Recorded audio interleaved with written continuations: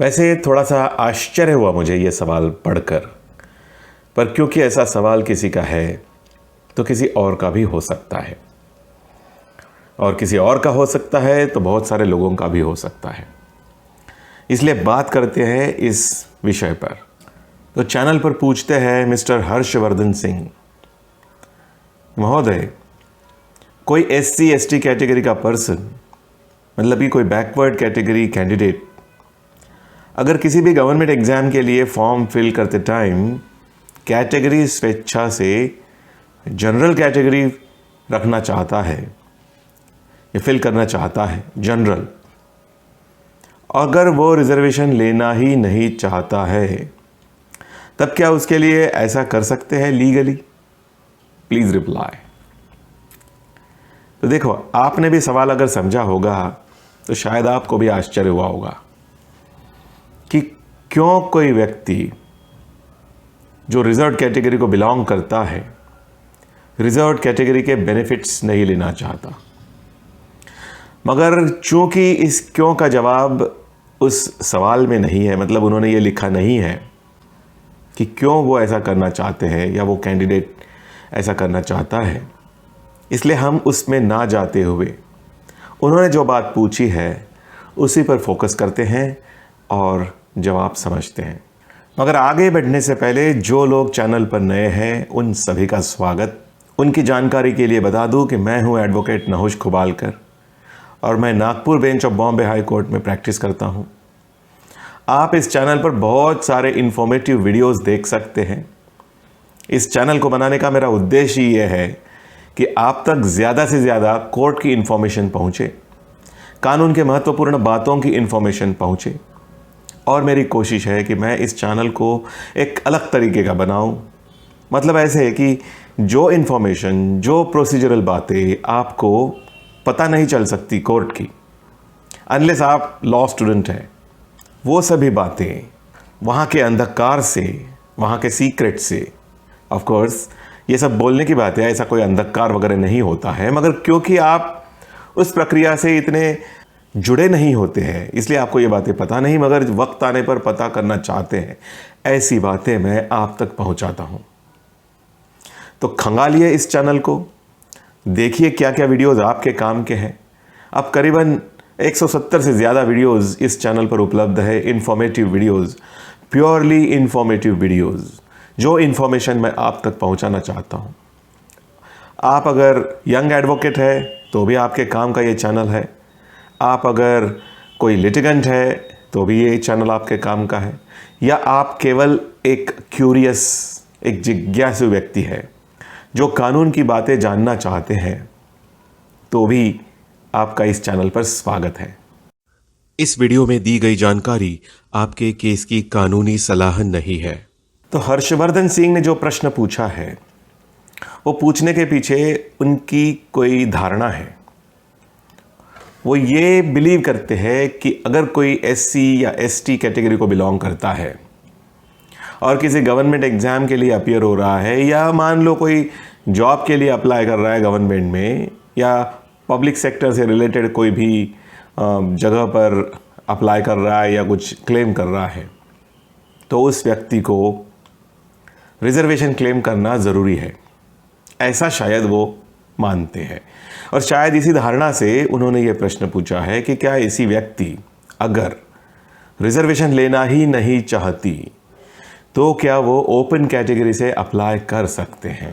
तो इस सवाल का जवाब ठीक से समझने के लिए हमें पहले ओपन कैटेगरी ये क्या चीज़ होती है इसको ठीक से समझना होगा, क्योंकि कई बार बहुत सारे लोगों की ये गलत धारणाएं होती है कि जो व्यक्ति किसी भी रिजर्व कैटेगरी को बिलोंग नहीं करता वो ओपन कैटेगरी को बिलोंग करता है। ये बात गलत नहीं है, ये बात सही है।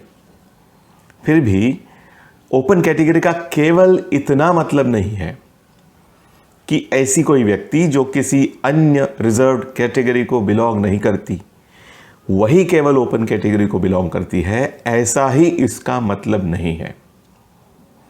ओपन कैटेगरी, जैसे कि सुप्रीम कोर्ट ने समझाया है किसी केस लॉ में, ओपन कैटेगरी मतलब जनरल कैटेगरी का मतलब उसमें सभी टाइप की कैटेगरीज के लोग समाविष्ट है।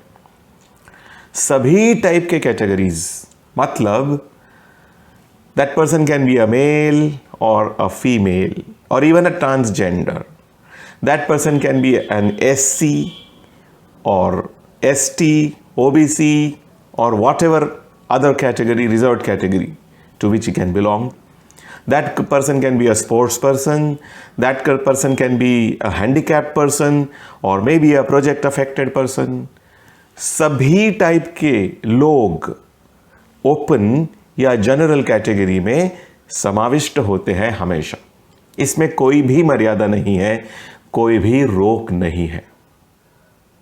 इसलिए ओपन कैटेगरी ये एक ऑल एनकम्पासिंग कैटेगरी होती है, जो जनरल कैटेगरी हम जिसे कह सकते हैं। और रिजर्व्ड कैटेगरीज ऑफ कोर्स वो कैटेगरीज है जिन कैटेगरीज को कार्व आउट किया है ओपन कैटेगरी के अलावा। मतलब कि schedule caste, schedule tribe, OBC, VJ, NT और हॉरिजॉन्टल रिजर्वेशन में sports persons, handicapped persons, women, these are all reserved categories. Of course, there are two types of reservations, vertical and horizontal. Vertical reservation means social reservation, जो SC, ST, OBC होता है, और horizontal reservation means reservation for say women, project affected persons, sports persons और the like.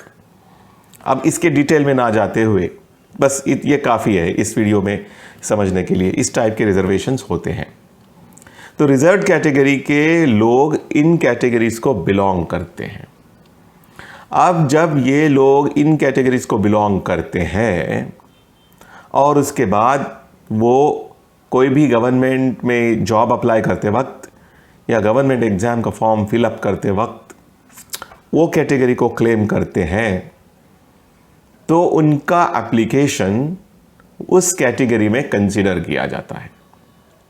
अब ध्यान से सुनिए, कानून कहता है कि किसी भी रिजर्व्ड कैटेगरी के व्यक्ति ने रिजर्व कैटेगरी क्लेम करना, इसका मतलब ओपन कैटेगरी से अपना क्लेम छोड़ देना ऐसा नहीं होता।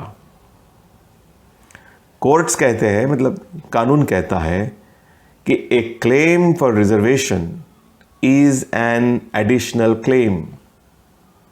इसका मतलब हुआ कि ओरिजिनल क्लेम जो है वो ओपन कैटेगरी पर उसका बना ही रहता है। अब इसके क्या मायने हो गए? इसका मतलब यह है कि सपोज कोई रिजर्व कैटेगरी को बिलोंग करने वाला व्यक्ति अगर रिजर्व कैटेगरी को क्लेम करता है और किसी कारणवश वो उसका रिजर्व कैटेगरी को बिलोंग करने के डॉक्यूमेंट्स या एविडेंसेस प्रोड्यूस नहीं कर सकता, फॉर एग्जांपल कास्ट सर्टिफिकेट या कास्ट वैलिडिटी सर्टिफिकेट, अगर इस टाइप के एविडेंसेस प्रोड्यूस नहीं कर सकता तो उसे उस रेस से बाहर फेंक नहीं दिया जाएगा, उसे ओपन कैटेगरी में मतलब कि जनरल कैटेगरी में कंसीडर कर सकते हैं। अगर वो मेरिटोरियस है, ओपन कैटेगरी में जो भी लोग कॉम्पीट कर रहे हैं उनके साथ ये भी अगर कॉम्पीट कर सकता है मेरिट बेसिस पर, अपने गुणवत्ता के आधार पर, तो उसे ज़रूर ओपन कैटेगरी में सीट मिल सकती है या अपॉइंटमेंट मिल सकती है। तो ओपन कैटेगरी में थोड़ा सा ज़्यादा मेरिट लगता है क्योंकि वहाँ पे सभी कैटेगरी के लोग होते हैं और इस वजह से वहाँ पर कंपटीशन भी बहुत ज़्यादा होती है। वो वाइड होता है ओपन कैटेगरी, जनरल कैटेगरी, जबकि रिजर्व्ड कैटेगरी ओपन कैटेगरी से थोड़ा सा नैरो होती है, कंपटीशन कम होती है, सक्सेस मिलने के चांसेस वहाँ ज़्यादा है।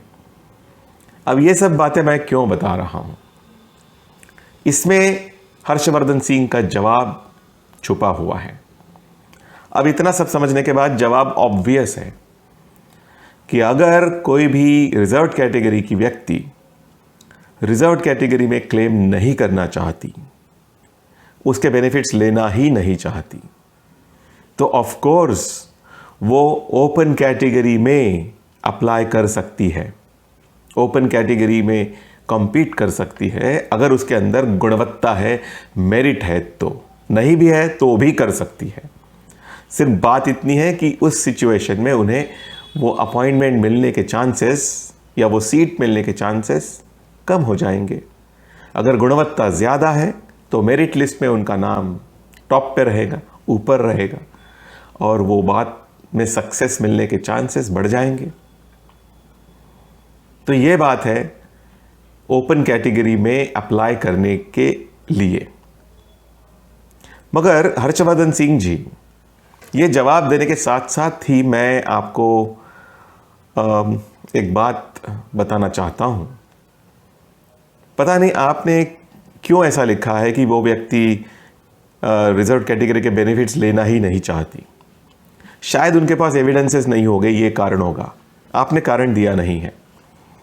मगर फिर भी अगर उस व्यक्ति के पास रिजर्व कैटेगरी को बिलोंग करने के सारे एविडेंसेस हैं, फॉर एग्जांपल कास्ट सर्टिफिकेट है और कास्ट वैलिडिटी सर्टिफिकेट है, या नहीं और कास्ट वैलिडिटी सर्टिफिकेट भी है, और अगर वो ओबीसी को बिलोंग करते हैं तो नॉन क्रीमी सर्टिफिकेट भी है, तो उन्होंने ज़रूर रिजर्व कैटेगरी के बेनिफिट्स के लिए अप्लाई करना चाहिए।